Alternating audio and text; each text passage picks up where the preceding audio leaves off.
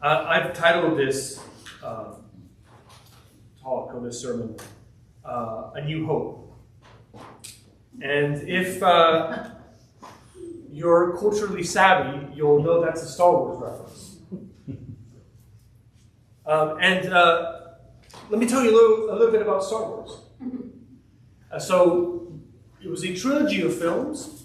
The first one came out in 1977. Then there were two films that came after that, ending at the last one coming out in 1982 or 83. And they were a big hit, a big cultural phenomenon. And about 17 to 20 years later, around the year 2000, a new trilogy of films in the same storyline came out. Except they weren't about what came after the original timeline. They were about what came before. So they came to be known as the prequel, instead of sequel, prequel trilogy, because they served to actually go back and explain some of the background, the backstory, we might say, of the original trilogy. C.S. Lewis did something similar, if you know a little bit about the Chronicles of Narnia. He wrote The Magician's Nephew, which is really chronologically the first story, but it was the 6th book published. So it's a similar sort of idea.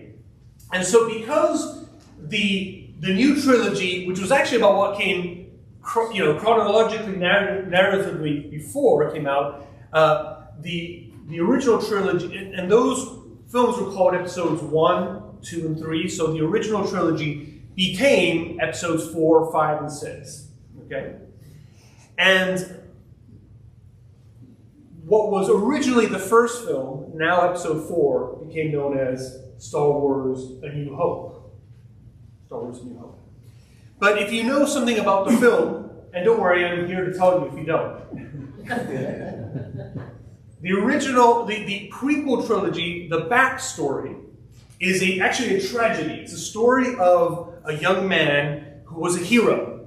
And the hopes and the dreams and the expectations of all of the galaxy, because it's science fiction, if you don't know what I'm talking about, all of the galaxy was pinned on this man. This was going to be the great warrior hero who was going to free the galaxy from the forces of darkness. And that was all the expectation that people had. Everyone loves him. He's courageous. He's handsome. He knows how to fight. But the story is ultimately about how he is consumed by fear, insecurity, jealousy, and bitterness. And in the sense of the narrative, he is consumed by the quote-unquote dark side of the Force. And he ultimately becomes the great villain. That's the big surprise and twist, is turns out he becomes Darth Vader, the greatest villain in recent film history. And that lands us back in the original film that came out in 1977 that's called A New Hope, because the narrative of the story turns away from who is now Darth Vader to Luke Skywalker, a young man who is the new hope for rescue from the forces of darkness and freedom and justice for the galaxy. Now you might be asking why I went into that whole long introduction on Star Wars. And yes, you're right if you suspect that I've been looking for a way to bring Star Wars into a sermon for a long time. That is true. But it actually serves as a good template for thinking about what is happening here. Okay? Because I don't have time to go into detail about what happens in 1 Samuel chapters 1 through 15. But big picture, there is a similar story. Okay?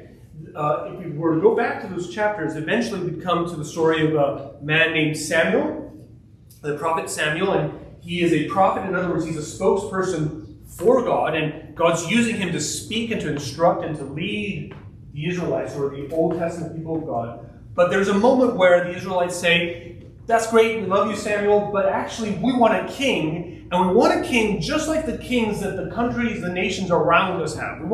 We don't want something like the way God's describing it. We want these other kings to serve as the blueprint for the kind of leader that we want. And so though Samuel was at first discouraged, eventually they chose a man named Saul. And Saul's described as tall, handsome, and what we see is he does seem to be a man of courage and a fighter who knows how to rally the troops and fight against their enemies. And so he's chosen as king. And so even though initially Samuel's discouraged by this situation, he ultimately fully backed Saul. He anoints Saul as king, which is kind of like their coronation ceremony. And Saul comes up as this great hero that everyone has great expectations for. And this is true for Samuel himself. But just like we see in the story of Star Wars, and you ultimately realize that all modern-day narrative is just borrowed from the Bible, guys. Saul also has this tragic fall to the dark side, which the Bible calls sin, right? He is also consumed by fear of others, jealousy, insecurity, and he goes on his own spiral of decadence and corruption until we get to the point where Samuel, speaking on behalf of God, says, God has taken the kingdom from you and given it to another. And that's really where chapter 15 ends. It ends in the sense of deep tragedy, loss, all this expectation, all that we've worked toward. It looked like it was so good for so long, and now all those hopes and these dreams have been sort of dashed. And then we come to chapter 16, verse 1, you see? So there is some good that we can draw from Star Wars. But the situation, I want to narrate that, and I want to give you a sense of that, because I want you to understand that when the scene opens, as it were, in 1 Samuel 16, and we get the first glimpses of this man David, who we will be tracking for the next few weeks, that's the background. The background is we had great hopes, and they have been dashed. And it's sort of, what are we to do now? And what I want to encourage you this morning with from the Word, and I think how the Word is encouraging us, is that no matter how deep we may feel, no matter how deep the hole, the crevice we feel like we may have fallen into, and no matter how many times or how profoundly maybe our hopes or dreams, our aspirations have felt like they have been shattered and frustrated, no matter how discouraged and disappointed we may feel, as the Word says in the Old Testament, as Lamentations reminds us, God's mercies are new every morning. And that with God there's always new hope. And what God is calling us to is to step out of that discouragement, to step out of that disappointment into that new hope that He offers us. He calls us out of that. And that's where we begin in verses 1 and 2. We see that God is calling Samuel out of disappointment. He's calling us out of disappointment. So after some time, this has happened. Now, Saul is still the de facto king. That's very important to understand. He's still the de facto king. But God has let him know, in terms of, in God's eyes, you're no longer king. I'm going to give the kingdom to someone else. So that's the scenario. And we see that God comes in verses 1 and 2, and He comes to Samuel, and He actually comes to challenge Samuel. We read the Lord, and it's in all caps, so this is Yahweh, God the covenant God. The Lord said to Samuel, how long will you grieve over Saul, since I have rejected him from being king over Israel? Now, that might seem a little harsh, like, God, give Samuel a break. Like, this has been pretty rough. But the Lord isn't challenging Samuel because he is mourning. He is challenging Samuel because Samuel is stuck in that mourning. He's stuck in that sorrow. He has gone through a legitimate experience of mourning, of sorrow. This is hard. This is sad. This is painful. But he's gotten stuck. You can't get Samuel out of that state of misery and sadness. And that's not what God wants for us. There are two equal mistakes, errors, two ditches that we can fall in the Christian life. One is to be so happy, clappy, tomorrow's always a better day, the best is still to come, right? That's the typical slogan. To feel like Christianity is nothing but joy and happiness, and everything is always great, and everything goes from better to better to better. That we can kind of pretend like the tragedies and the pains of life aren't happening. Or if they happen to us, we feel like we have to get past them immediately. We can't be sad for too long because, Christianity and no, the Bible is very clear. We live in a broken world. We ourselves, though we've been redeemed by Christ, we're still broken. He's mending us, but we're still works in progress, and we have a long way to go. And so things happen. Horrible things happen. And the Bible says when horrible things happen, it's okay for it to feel painful and to express sorrow and pain. I say this over and over again, but a third of the Psalms are lamentation, are expressions of sorrow, of pain.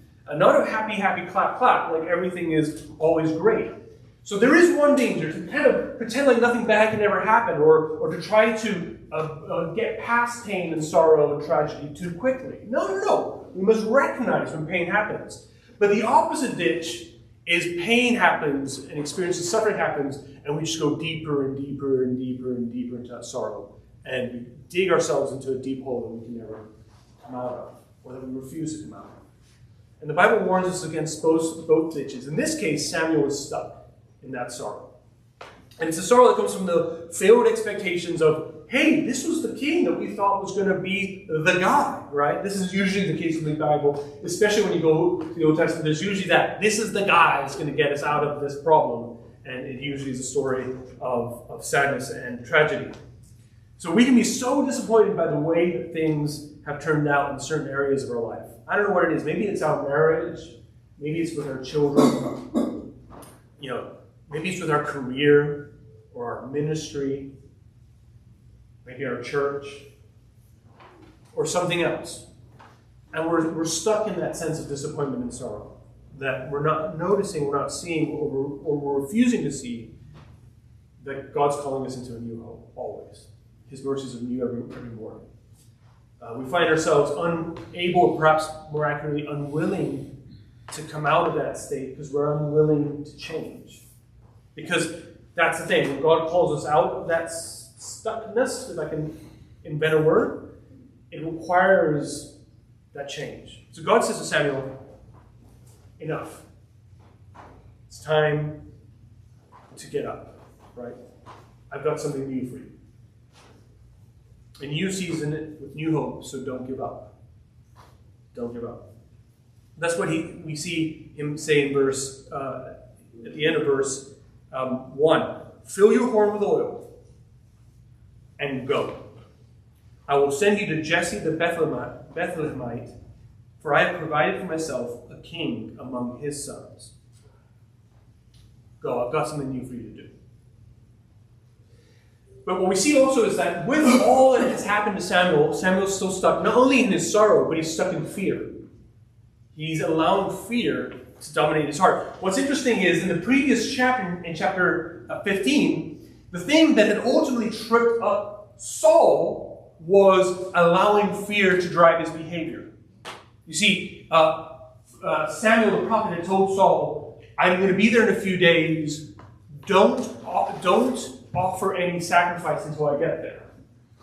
And Saul is pressured by his men. And he still, instead of trusting God, fearing God, waiting for Samuel, jumps the gun. Okay, and it wasn't the sole mistake that he made. It was the straw that broke the camel's back. Look at Samuel here. How can I go? If Saul hears it, he will kill me. Okay? When things have gone really bad for us, it can be hard to try again, to start over, to do something new. Even when we have opportunities for a change, we can refuse to get unstuck because we're gripped by fear. And we start to anticipate everything that can go wrong, right? Just as Samuel says here, well, what if Saul finds out? He finds out that I'm anointing another king under his nose. He might, we start thinking, well, what if this happens? And what if I try again and this happens again? And, well, I tried that before and it didn't work, so what if it doesn't? What if I fail again and I feel worse?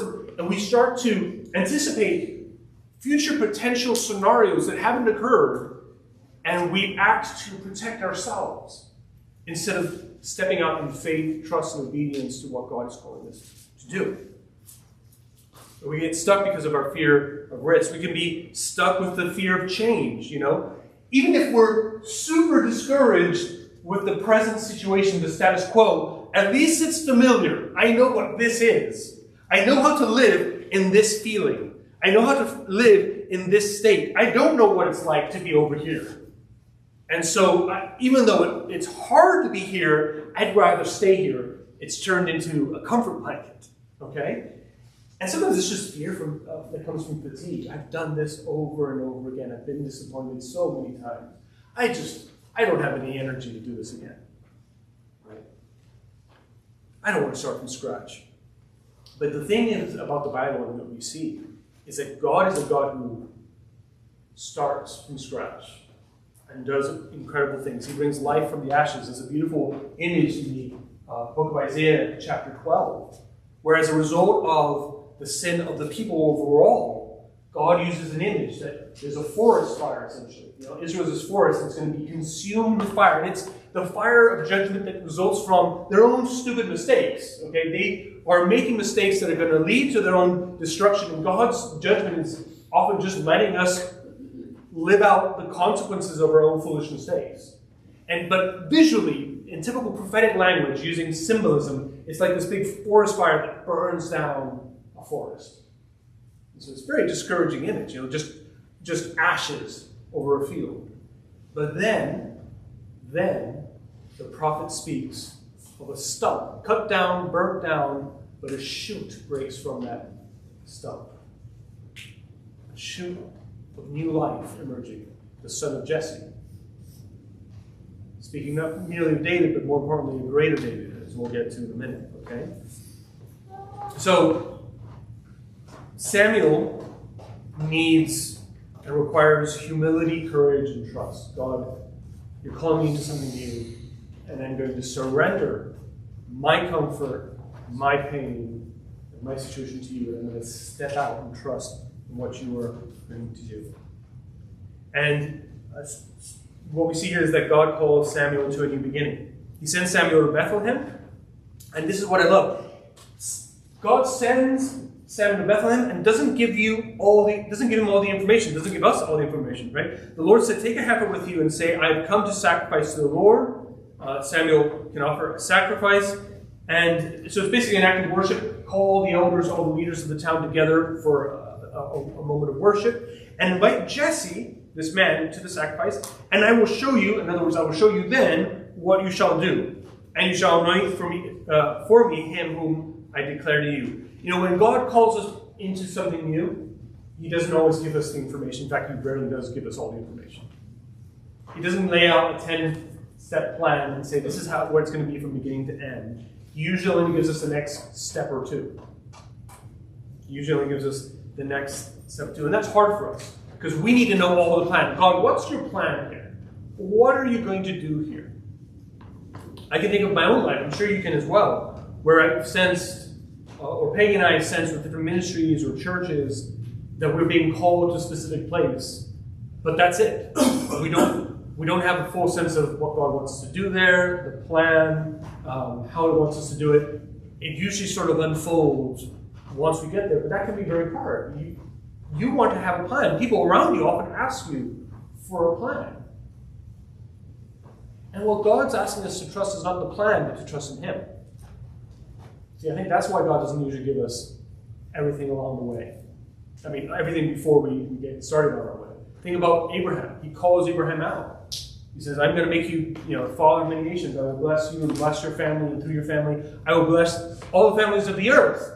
But where does it start? I need you to leave your family behind, your nation behind, your culture and your religion behind, and I need you to move. I'm calling you to move into the land I will show you. And that's it. Once you get there, you'll get further instructions. That's how it works. Because in the case of Abraham, it was important because Abraham becomes the father of the faith. He becomes the template, we know from Paul, for Christian faith, for New Covenant faith. And what does New Covenant faith look like? I don't know what the next few steps are. I know that I can't trust in the plan. I can't trust in that I've got some money put away. I can't trust that I've got that other job offer that I can fall back to if this thing doesn't work. I'm not trusting in those things. Or I'm not being invited by God to trust in those things. We're being called on by God to trust in him. That he has a plan. And that he really is sovereign. And that he really is good. He's not calling you to mess with you or to harm you. So that's the question, is will we have fear or will we have faith? That's always the question. Will you be driven by fear or will you be driven by faith? But for this to work, and for us to learn to trust in God, we need to start seeing the way God sees. That's the next thing that God challenges Samuel. You've got to see the way I see, the way that God sees. So Samuel goes to Bethlehem. He calls on all the elders to join him for this act of worship, this sacrifice. One of the elders is Jesse. God has highlighted, okay, Jesse and his sons. We read that Jesse and his sons go to the sacrifice, so we get the impression that it's him and all his sons, right? Jesse and all his sons. And as everyone seems to be coming into whatever place they're at where they're going to offer the sacrifice, we see in verse 6 that Samuel sees the firstborn walk in, Eliab, and Samuel looks on the guy's appearance and on his status, right? He is the heir apparent, the firstborn.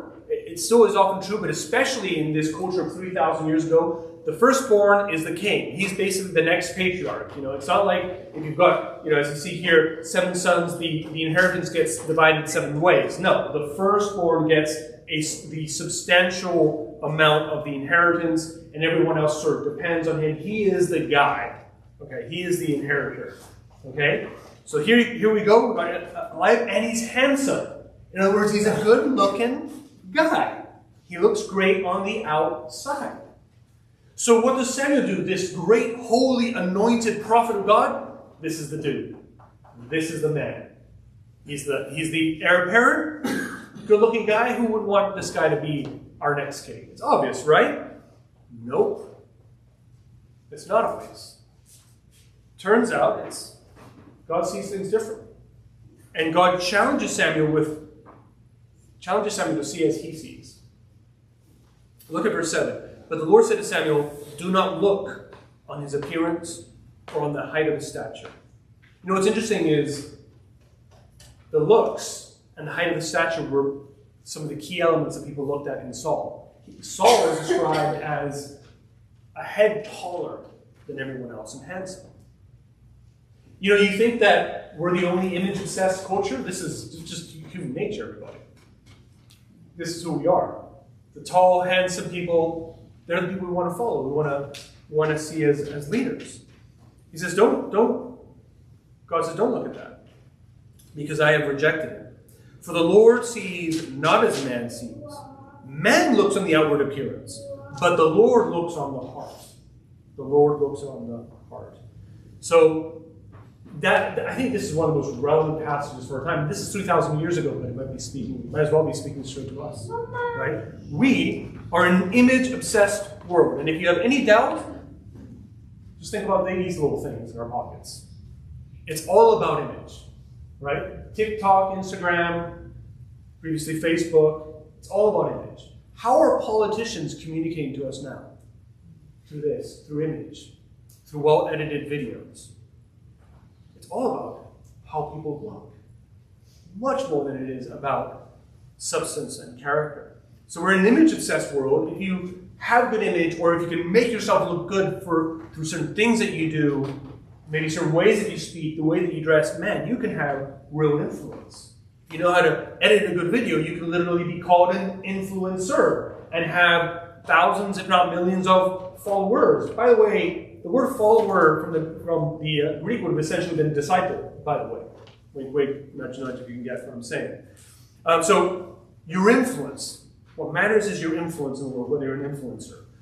Whether it's through your handling of social media, maybe your role in the corporate world, or maybe your role in government, power, image, charisma is everything.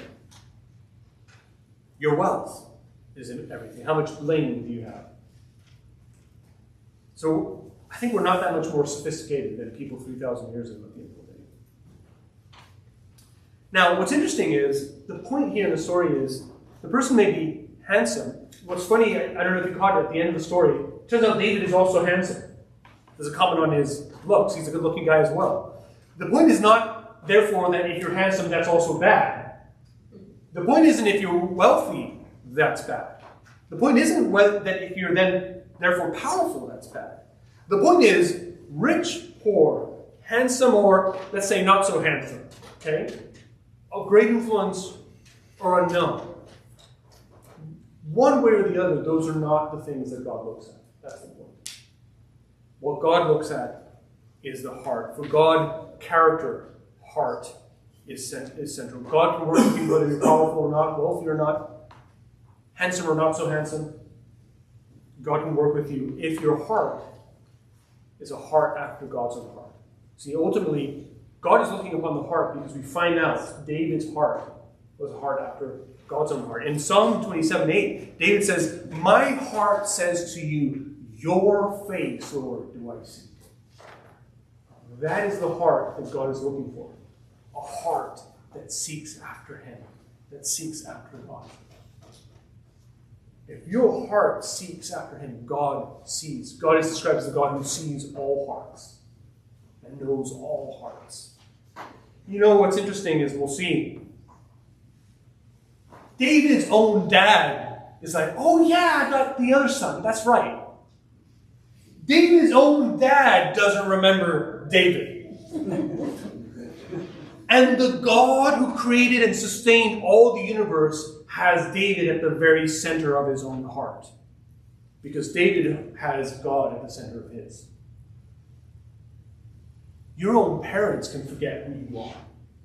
But if you have a heart that seeks after God, the creator and sustainer of the universe is not forgotten. You're at the very center, the very heart of his heart. Excuse me. So as we end here, let's look at called out to go with God. We read in verse 11. Then Samuel says to Jesse, "Are all your sons here?" And he said, "There remains yet the youngest." "Oh yeah, that's right, the youngest son. Behold, he is keeping the sheep." And Samuel said to Jesse, "Send and get him, for we will not sit down till he comes." So all of Jesse's 7 sons that are there are paraded in front of Samuel. All of them are disqualified. It's very interesting. The number 7 in the Bible is used a lot as describing a completeness. It's often connected with God himself or a complete amount of time. So 7 days of the week is a kind of a time, a unit of week. It's a complete week. Jesus dies and is risen on not the 7th day of the week, which is the Sabbath, which is the moment you rest. All the week for the Jews goes towards the 7th day and you rest. But Jesus is risen on the first day of the following week, the 8th day. The 8th day is a new time, a new cycle, a new beginning. Jesus in his resurrection inaugurated a new era. The era of the kingdom of God breaking into this world, preparing us for the new heavens and new earth. 7 sons are all rejected. Oh, there's an 8th son. David symbolizes a new beginning, a new start. God's starting again with David. It's a new creation moment. So again, Jesse may have forgotten his son, but God hasn't. And you know what this reminds us of is about 1,000 years later, there would be a descendant of David, a son of David, who was rejected by his own hometown in Nazareth. Isn't this just a carpenter's son? What's he coming around here preaching and trying to do miracles? David's descendant, David's son of David, Jesus, his own brothers and parents at one point think that he's out of his mind, he's crazy. Because Jesus, like his ancestor David, made his Father and his will his absolute priority. And when you make God your absolute priority, you will sometimes clash. You will often clash with the priorities and values and plans of this world and those around you. It will often lead you to a place of tension and conflict, even with your loved ones around you.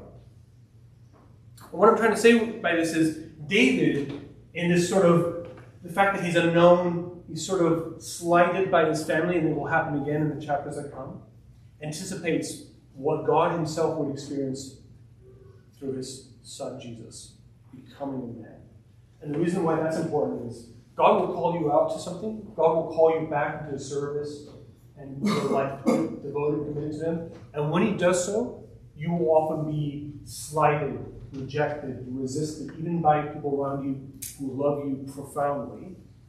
And that's not a sign that you're not doing things right. It's a sign that you're walking with the Lord. And what's encouraging is that God who is asking you to walk in that path is walking that path ahead of you. God is not asking us to do something he himself has not experienced in his own son. So David's path, and we'll see this as we go through his story, even though he's being called to be a king, is actually a path of suffering. It's a path unto kingship, but it's a path of being misunderstood, rejected, and attacked. But what we see here is, though God is calling David to something great, and really, really impressive. What qualifies David is that heart that pursues God. And finally, what qualifies David is God's presence on his life. So David is brought before Samuel. As I said, ironically, David is also a good-looking guy. So if you're a good-looking guy, you don't have to feel bad. God can still use you. Even you. But that's not what qualifies him. That's what people notice. That's what people see. That's not what God sees. And we have to see as God sees. God sees his heart. God qualifies David. God was calling Samuel to anoint David as king. And God is now calling David into that kingship. And David has a calling on his life from God. But there is no way that he could carry it out without God himself, his presence. In other words, his spirit. That's what we see in verse 13. Then Samuel took the horn of oil and anointed him in the midst of his brothers. And the Spirit of the Lord rushed upon David from that day forward. And Samuel rose up and went to Ramah. What we're being told there is for David to accomplish what God has asked him to do, he needs God himself, God's presence, God's friendship, and God's power. And when God calls us into his service, God calls us into something beyond a life for ourselves, we cannot do it without walking closely with him, without walking with his spirit, his friendship, his power, and his presence with us. So, as we close, what's the big idea I want us to think about? It's time to get unstuck. If you're stuck, it's time to get unstuck. God is calling on you. God is calling on us as a church into something better, something new, and out of whatever disappointment, fear, or fatigue has you where you are.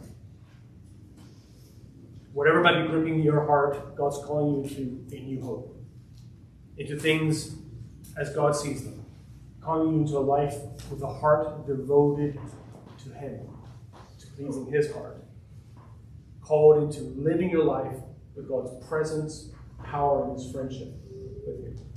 So let's respond to God's call. Let's pray.